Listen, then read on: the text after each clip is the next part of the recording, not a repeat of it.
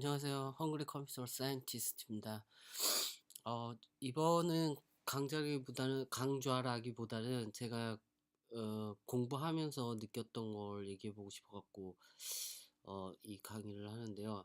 어 그러니까 제가 대학원에서라든지 아니면 그냥 공부를 했을 때 어 이해가 안 가는 게 있었어요. 뭐냐면 무슨 우리가 산수를 배울 때도 덧셈, 곱셈 같은 걸 배우는데 왜 배우는지를 몰랐고, 그것이 왜 갑자기 이렇게 배우는지, 무조건 외운 다음에 아니면 그것이 있다는 걸 안 다음에 그걸 사용하는 방법만 배웠지, 왜라는 질문에 대한 답변은 거의 없었던 것 같아요.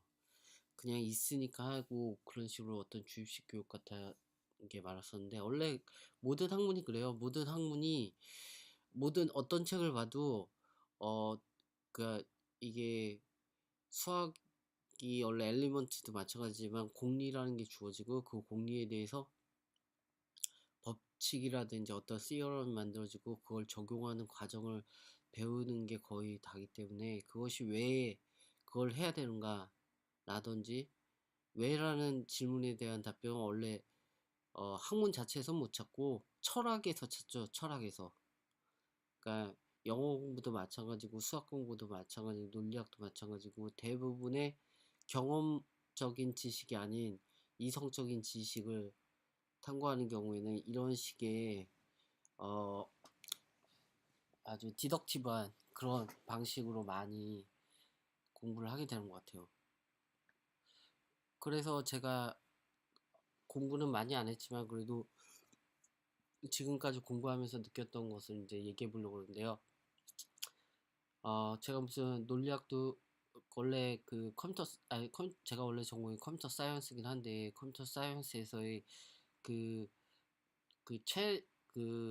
여러 가지를 배우는데, 그 여러 가지 배우는 과목을 이제 뭐 탑다운 방식하고 바텀업 방식으로 나눈다면, 제가 생각할 때 탑다운은 이제 논리학이라든지 수학으로부터 내려와서 어 내려오는 컴퓨터를 배우는 과정이 그 윗단, 약간 추상적인 그 레벨에서 내려오는 과정이고, 바텀업 방식은 이제 전자전기 쪽으로 해서 약간 그쪽으로 해서 올라오는 과정이라고 본다면, 이 탑다운 방식을 공부할 때 이제 논리학이라든지 그 논리학이나 수학 같은 거 공부할 때 공통적인 걸 발견했어요. 언어도 마찬가지고. 그러니까 우리가 배울 때 무조건 배우려는 대상이 어 거의 그러니까 어떤 개체 오브젝트라는 게 있어요. 그러니까 오브젝트는 뭐냐면, 예를 들어서 영어를 가지고 얘기한다면 우리가 말을 할 때 어떤 존재하는 것 자체가 있잖아요. 존재하는 거. 그 예를 들어서 책상이라든지 이런 명사 같은 거 있잖아요. 사람이라든지 어떤 명사 존재하는 거, 그런 대상이 있고, 그리고 그 대상을 변화시키는 게 있거든요. 그러니까 동사 같은 게 대표적인 거죠. 동사는 상태를 변화시키거든요. 그래야 우리가 영어로 문장을 얘기하면 진행형이니 완료형이니 나오는 거는 동사의 결과죠. 진행형이나 완료형은. 그러니까 어떤 주어가 대상이 되는 그 어떤 존재하는 것이 어떤 동작을 했을 경우에 어, 동작의 결과, 그게 진행하고 있다면 진행형을 쓰는 거고, 동작의 결과 어떤 상태로 변화됐으면 현재 완료형을 쓰는 거죠. PP라고 하는. 그와 마찬가지로 이렇게 어떤 존재가 있고 그 존재를 변화시키는 게 있는데, 그걸 가지고서 어떻게 보면 사람 사는 게 다 그렇잖아요. 아니, 사람이 아니라 세계가, 우리를 둘러싼 모든 것이 그렇게 구성되어 있잖아요. 그러니까 존재하는 것이 있고, 그 다음에 그걸 변화시키는 것들이 있죠. 근데 그 학문이 다 똑같아요. 논리학도 마찬가지고 수학도 마찬가지예요. 수학 같은 경우에는 그런 대상이 뭘까? 대상은 수도 될 수 있죠. 수가 가장 대표적인 대상이라고 볼 수 있어요. 그래갖고 아리스메틱이라는 거 있잖아요. 우리가 애리스메틱은 그냥 산수라고 하잖아요. 우리가 산수라는 거는 뭐냐면 자연수를 그 오브젝트로 삼는 거예요. 그리고 그 오브젝트를 변화시키는 것을 오퍼레이터라고 하죠. 덧셈, 곱셈, 나눗셈, 마이너스, 나눗셈 같은 것들. 그거를 우리는 또 함수라고 말할 수도 있어요. 원래 함수라는 것이 함수라는 것은 테이블이고 릴레이션이잖아요. 실제적으로 더 학문적으로 얘기하면 릴레이션의 일종인데, 릴레이션이라는 것은 한 매핑하는 거잖아요. 그러니까 예를 들어서 3 더하기 4가 7이라는 거는 3하고 4라는 오브젝트에 어떤 플러스라는 변화를 주게 되면 7이라는 요소로 바뀌잖아요. 매핑이 되거든요. 그거는 이제 인자가 2개인 경우고, 마찬가지로 이렇게 아리스메틱도 그렇고, 뭐 엘지브라 같은 경우에도 솔직히 뭐 엘지브라는 것은 뭐 인티저를 기반으로 주로 거기 나오는 연산은 또 여러 가지겠죠. 리니어 알지브라 뭐 이런 것들 다 수학적인, 보게 되면 수학적인 학문은 다 기본적인 오브젝트들, 대상으로 삼는 오브젝트들이 있어요. 그리고 그거에 대한 연산이 동작하는 거죠. 연산은 여러 가지 다른 말로 써요. 오퍼레이터라고 쓰기도 하고, 릴레이션이란 말로 쓰이기도 하고, 또 펑션이란 말로도 쓰이죠.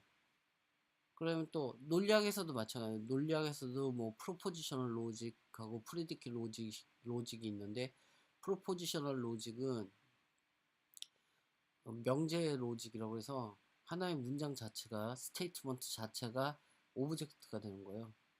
의미론적으로 보면 true, false라는 값이 있지만 하여튼간 그런 것들이 문장 자체가 하나의 오브젝트가 되고, 커넥티비티라고 하는 것들이 이제 그 오브젝트를 변화시키는 거예요.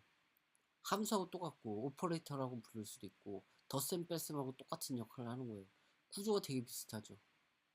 언어에서 주어가 있고 동사가 그 주어의 상태를 변화시키듯이, 수학이나 산수에서도 오브젝트라는 숫자가 있고 그 숫자를 변화시키는 오퍼레이터가 있어갖고 어떤 다른 걸로 매핑을 시켜요. 다른 값들로 변환시키는 거죠. 논리학도 마찬가지고요. 보통 이렇게 기본적인 구성 요소는 이렇게 돼 있다는 거예요. 오브젝트하고 오퍼레이터가 항상 있어요. 둘이 쌍으로. 이런 것을 하나의 시스템이라고 말할 수도 있는 것 같아요. 그러니까 원서를 보다 보면 다 시스템이라는 거는 어떤 기본적인 구조가 되는 오브젝트가 있고 그걸 동작시키는 오퍼레이터가 있는 거예요. 그래서 우리는 이런 구조를 만들어 갖고 실제 사용하고 도구로 사용하는데, 도구로 사용한다는 얘기는 뭐냐면 그걸 가지고 문제를 해결할 수 있다는 거예요. 그래서 수학 같은 경우에는 보통 미지수를 둬갖고 미지수를 발견한다든지, 아니면 컴퓨터 사이언스에서는 어떻게 해요? 그걸 뭐 그 문제를 해결할 수 있는 알고리즘 역할, 그런 것들을 이런 도구를 사용할 수 있죠. 근데 오브젝트라는 것이 다 수학에선 숫자만 해당되고, 어, 어, 뭐야, 논리학에서는 명제만 해당되고 그런 건 아니에요. 그 오브젝트를 만들 수가 있어요. 그러니까 예를 들면 이제 벡터 같은 것도 오브젝트를 만든 거잖아요. 그리고 행렬도 오브젝트를 만든 거잖아요. 그럼 오브젝트를 만들게 되면 그 오브젝트를 컨트롤하는, 매니플레이션하는 오퍼레이터는 또다시 별도로 만들어줘요. 왜 그렇게 만들어주냐? 그게 문제를 더 빨리 해결할 수 있기 때문에 그런 구조를 만든 거예요. 그 구조를 했을 때 더, 자기가 구조를 만들어서 했을 때, 왜냐면 데이터가 많기 때문에 오브젝트들이 많은데 그 오브젝트를 하나하나 처리하는 것보다는 이렇게 구조화해서 처리하는 것이 속도면이나 더 빠르게 계산하고 할 수 있다면 더 좋은 구조를 사용하는 게 나은 거죠. 그래갖고 우리가 데이터 스트럭처라는 과목을 배우는데, 컴퓨터 사이언스에서 그 말은 뭐냐면, 데이터들은 이 오브젝트의 아주 프리미티브한 오브젝트를 사용해서 하나의 구조체를 만드는 거예요. 데이터 스트럭처를. 그리고 데이터 스트럭처가 만들어지면 그거에 맞는 오퍼레이터가 또 생성이 되는 거죠. 만들어지는 거죠. 그래서 문제를 해결할 수가 있는 거예요. 그러니까 최종적인 문제 해결이라든지 뭐 이런 걸 통해서 하는데, 뭐 이런 것, 그러니까 좀 두서없이 얘기했지만 제가 지금 느끼고 있는 모든 학문의 기본적인 요소에 대해, 기본적인 구조에 대해서는 이거는 기억할 필요가 있다, 이런 생각에 이렇게 녹음을 해봤습니다.